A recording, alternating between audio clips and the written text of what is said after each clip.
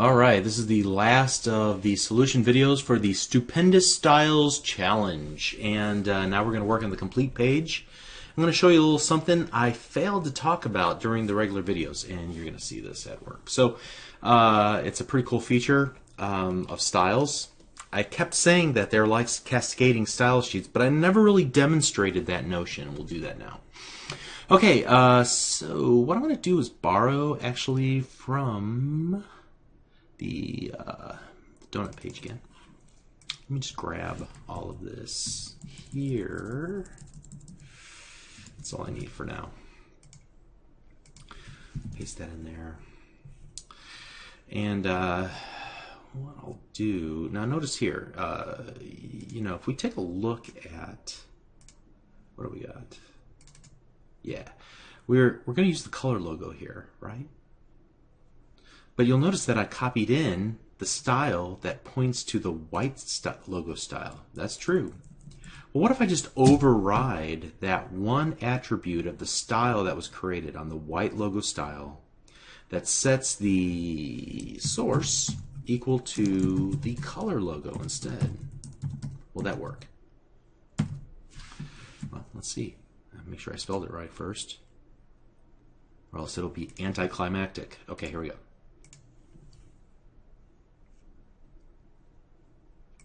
Whoa, same size, same spacing, everything's the same except its color.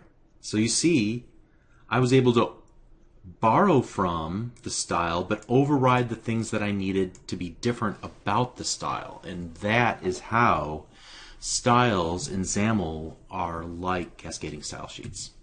So cool. All right, but that's not all we need to do here. We also need to work with this ticket and with this order 96 and all that business, right? And so let's go ahead and first of all, I'm going to add that image. Grid.row equals 1. In fact, I think I only need 2 rows here. So let me get rid of that. Okay, right. Yeah, the first row is going to be for our logo, but the second row, row 1, that's where all the magic's going to happen for the complete page. So let's set the source equal to assets ticket.jpg, and I'm going to set the vertical and horizontal alignments equal to center.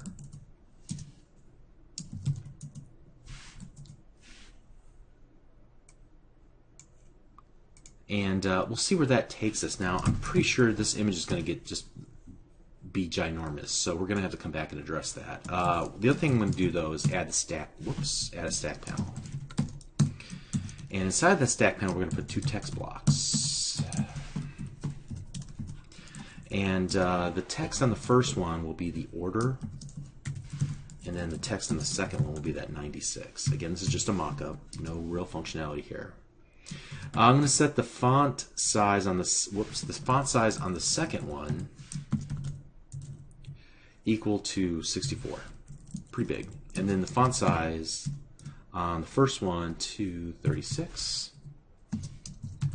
Horizontal alignment, center, and I don't think I'm going to need to touch the vertical alignment because I'm actually going to do that here in the stack panel. Grid, we're also putting this in grid.row 1. Now remember, one of the qualities of working with the grid rows is that you can put as many things as you want in them and they'll just be stacked on top of each other. And I'm actually counting on that to happen. So vertical alignment center, horizontal alignment equals center. All right, so should be good to go now. Let's see what we have. Now, I know that the image is going to just be ridiculously large, so I'm going to have to come back and resize that. Yeah, it's ridiculous. And I don't see my text blocks. What happened? All right, so clearly we got some issues here we got to address. Let's set. Let's put the width of this thing to 300. That should help.